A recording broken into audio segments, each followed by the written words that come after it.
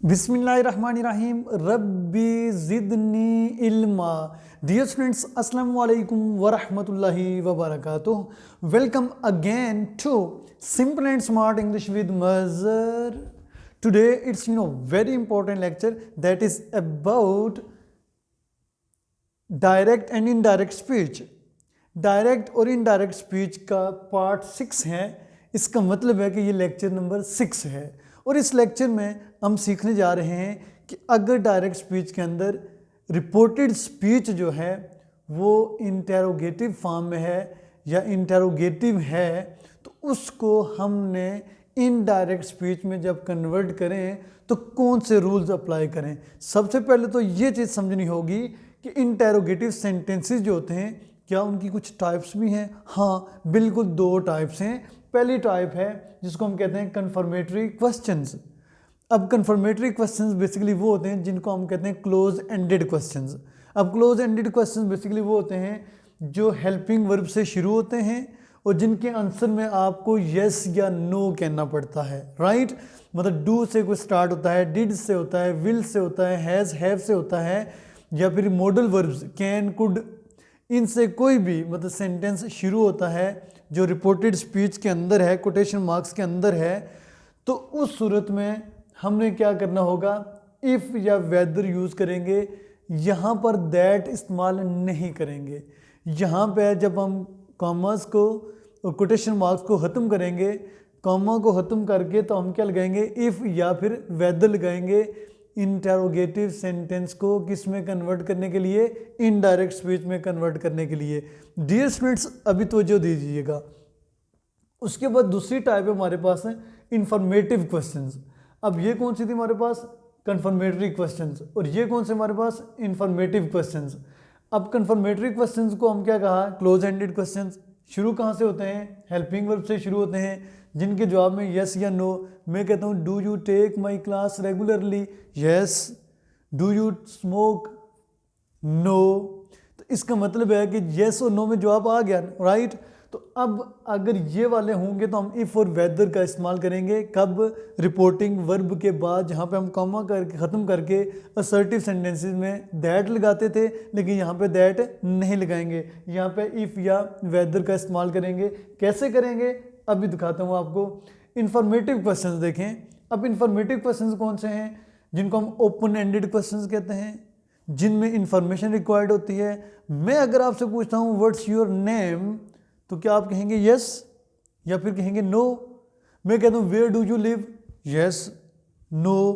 कह सकते हैं, बिल्कुल नहीं कह सकते। क्यों, आपने इंफॉर्मेशन देनी होगी अपने नाम की, अपनी प्लेस की, बजाय इसके कि आप यस और नो में क्या करें, ख़त्म करें। अभी डियर स्टूडेंट्स देखें, स्टार्ट विद क्वेश्चन वर्ड। बाज़ बात आपने पिछले लेक्चर्स में भी देखा होगा, हम इनको WH क्वेश्चंस कह देते हैं, लेकिन थोड़ा सा इससे हट के चलना पड़ेगा आपको कि थोड़ा सा मैच्योर होना पड़ेगा हमें कि हर जगह WH क्वेश्चन नहीं होगा। बाज़ बात मैं कहता हूँ, फर्स्ट में एक कॉन्सेप्ट आपको दे दिया कि WH से जो स्टार्ट होते हैं उनको हम WH फैमिली या WH वर्ड्स कह सकते हैं, WH क्वेश्चंस कह सकते हैं।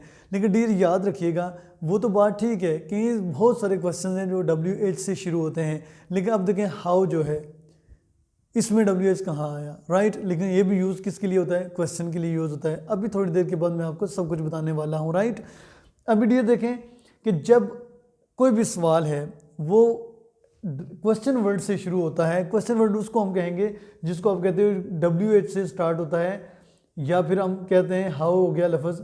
ये जो बेसिकली होते हैं, अगर इनसे कोई शुरू हो रहा है रिपोर्टेड स्पीच के अंदर जो सेंटेंस है, तो हम क्या करेंगे, इन्हीं को क्या यूज़ करेंगे, सेल्फ कंजंक्शन यूज़ करेंगे। और बीच में इनके बाद जो यूज़ होता है हेल्पिंग वर्ब, उसको हम क्या कर देंगे, ख़त्म कर देंगे। कैसे ख़त्म करते हैं अभी बताता हूँ डियर स्टूडेंट्स। होप सो यहाँ तक आपको क्लियर हो गया होगा। अभी डियर एक और बात आपने याद रखनी है कि अगर रिपोर्टिंग वर्ब जो होता है डायरेक्ट स्पीच का, उसमें अगर से या से टू है तो वो किस में चेंज हो जाएगा, आस्क में, डिमांड में, क्वेश्चन टू में, इंक्वायर ऑफ और इंक्वायर ऑफ, राइट। ई से भी है और आई से भी है। इसी तरह सेज है, तो आगे ये सारे वही वर्ड्स हैं। अगर रिपोर्टिंग वर्ब पास्ट में है तो फिर हम क्या करते हैं, ask demanded, questioned to, inquired of, right. ये चीज़ें आपने क्या करनी है, बिल्कुल याद रखनी है अगर आप कुछ समझना चाहते हैं। क्यों, ये जो सारे वर्ड्स हैं हम यूज़ कब करेंगे, ये पॉइंट आपके लिए बहुत इंपॉर्टेंट है कि ये जब हम यूज़ करेंगे कि ये जो स्टेटमेंट दी होती है, किसके अंदर स्टेटमेंट है, ये जो स्टेटमेंट है इसमें देखिए जो चीज़ पूछी गई है, क्या इसमें जो चीज़ पूछी गई है वो किसी चीज़ की डिमांड की गई है या जस्ट पूछा गया है या किसी से सवाल किया गया है या फिर किसी कोई चीज़ इन्वेस्टिगेट की गई है, इंक्वायरी की गई है, क्या कुछ किया गया है। ये सेंटेंस आपको मौके की मुनासिबत बता देगा। वैसे आप जितने मर्जी रट्टे लगा लें, नहीं, आप सेंटेंसेस को ढूंढें, सेंटेंसेस को सर्च करें, देखें जो मैं बता रहा हूँ इनको अप्लाई करें, तो मज़ा ना आया पढ़ने का तो फिर कहना। अब देखें, शी सेड टू मी, उसने मुझे कहा, डू यू टेक टी, क्या आप चाय पीते हैं। अब देखें dear students, she said to me, उसने मुझे कहा, डू यू टेक टी, तो हम नॉर्मली क्या कहते हैं, शी आस्क्ड मी, क्या कहते हैं, शी आस्क्ड मी। तो यहाँ पे हम क्या करेंगे, सेड टू वैसे ही पता है आपको किस में चेंज हो जाता है, आस्क्ड में चेंज हो जाता है। ये तो सेम ही रहेगा, शी रहेगा, मी रहेगा। अब बात आ जाती है कि जब हम इसको ख़त्म करें तो क्या लगाएं। अभी बताया था कि जो हेल्पिंग वर्ब से शुरू होता है, हम कामा को ख़त्म करके, कोटेशन मार्क्स को ख़त्म करके यहाँ पे हम क्या लगा देंगे, इफ़। और वेदर जो है बेसिकली यूज़ होता है लेकिन बहुत कम, ज़्यादा आपने जो इस्तेमाल करना होगा वो किसका करना होगा, इफ़ का करना होगा, ठीक है। शी आस्क्ड मी इफ़, उसके बाद यू जो है हमने कहा था सेकंड पर्सन जो है वो किस में चेंज होता है, रिपोर्टिंग वर्ब के ऑब्जेक्ट के साथ। ये रिपोर्टिंग वर्ब का क्या है, ऑब्जेक्ट है। सब्जेक्ट हो गया, वर्ब हो गया और ये क्या हो गया, ऑब्जेक्ट हो गया। सेकंड पर्सन है। जब हमने सन का फार्मूला पढ़ा था तो हमने कहा था कि सेकंड पर्सन जो है रिपोर्टेड स्पीच का, वो रिपोर्टिंग वर्ब के ऑब्जेक्ट के साथ क्या हो जाता है, चेंज हो जाता है। अब देखें ये सब्जेक्ट के तौर पर यूज़ हुआ, तो मी जब इधर जाएगा तो सब्जेक्ट की सूरत में यूज़ हो जाएगा, तो क्या हो जाएगा, यू की जगह क्या आ जाएगा, आई। तो क्या हो जाएगा, she asked me if I, उसके बाद क्या होगा, टेक टी। यानी कि दूसरे लफ्ज़ों में आपने इफ़ लगा के आगे पूरा सेंटेंस क्या बना देना है, पॉजिटिव बना देना है, इफ़ आई टेक टी। क्योंकि यहाँ पे क्वेश्चन था, डू था, डू यू टेक टी, हम कहते हैं येस या नो, तो इस सूरत में हमने क्या लगा दिया, इफ़ आई टेक टी। तो ये आपका क्या हो जाएगा, इनडायरेक्ट स्पीच में कन्वर्ट हो जाएगा। हाँ, एक और बात, अगर यहाँ पे होता है शी सेज टू मी, तो फिर हम लगाते हैं यहाँ पे टेल्स लगाते या आस्क्स लगाते, she asks me if I, उसके बाद क्या हो जाता, टेक टी, राइट। तो यहाँ पे एक चीज़ आपने डियर याद रखनी है कि यहाँ पे इफ़ आई टेक नहीं आएगा। क्यों, जब आप इसको पॉजिटिव बना रहे हैं तो या तो हमें यहाँ पे डिड लगाना पड़ेगा या यहाँ पे हमने क्या करना होगा, टुक लगाना होगा। होप्स हो कि अगर आपने तवज्जो से सुना होगा तो ये जहन में ज़रूर आया होगा कि यहाँ पे टुक आना चाहिए या टेक आना चाहिए। हाँ, अगर ऊपर ऊपर से देख रहे हैं, सुन रहे हैं, समझ नहीं रहे तो फिर ये कुछ तो होगा, राइट। अभी डियर स्टूडेंट्स देखें, नेक्स्ट सेंटेंस है हमारे पास, I said to her who are you. I said to her, तो इसका मतलब तो ये होगा ना, आई आस्क्ड हर, आई इसी तरह रहेगा, हर भी इसी तरह रहेगा, ठीक है। I asked her who are you. तो मैंने बताया था आपको कि अगर क्वेश्चन वर्ड से रिपोर्टेड स्पीच का सेंटेंस शुरू हो, ये क्या है, रिपोर्टेड स्पीच है, तो शुरू कहाँ से हो रहा है, हु से। तो हम क्या करेंगे, जितना मैंने ये लिखा आई आस्क्ड हर, यहाँ पे दैट लगाएंगे, नहीं, क्यों कि यहाँ पे ये जो हु है ना, यही किसका रोल प्ले करेगा, कंजंक्शन का, हु। उसके बाद हमने पॉजिटिव सेंटेंस बनाना है। तो अब देखें ये कौन सा आ गया है, सेकंड पर्सन आ गया है, तो हमने इसको किसके साथ चेंज करना है, इसके साथ चेंज करना है। तो जब ये यहाँ पे जाएगा तो क्या हो जाएगा, शी, हु, शी। उसके बाद आर किस में चेंज हो जाएगा, वाज में, क्योंकि यहाँ पे पास्ट था तो इसलिए हमें यहाँ पे भी सेकंड फॉर्म यूज़ करनी है, ठीक है। I asked her who she was. जब आप इसको इनडायरेक्ट स्पीच में कन्वर्ट करेंगे फिर आपने क्वेश्चन मार्क नहीं लगाना, ये याद रखिएगा। यहाँ पे अगर आप क्वेश्चन मार्क यूज़ करते हैं तो ये बिल्कुल गलत होगा, काट दिया मैंने, ठीक है, इसलिए कि आप गलती ना कर जाएं। अभी डियर स्टूडेंट्स हम मूव करते हैं किस सेंटेंस की तरफ, इस ही सेड टू हिम, ये आप ही बताएंगे मुझे, वेयर डू यू लिव। अब देखें ही सेड टू हिम तो मतलब क्या हुआ, ही आस्क्ड हिम।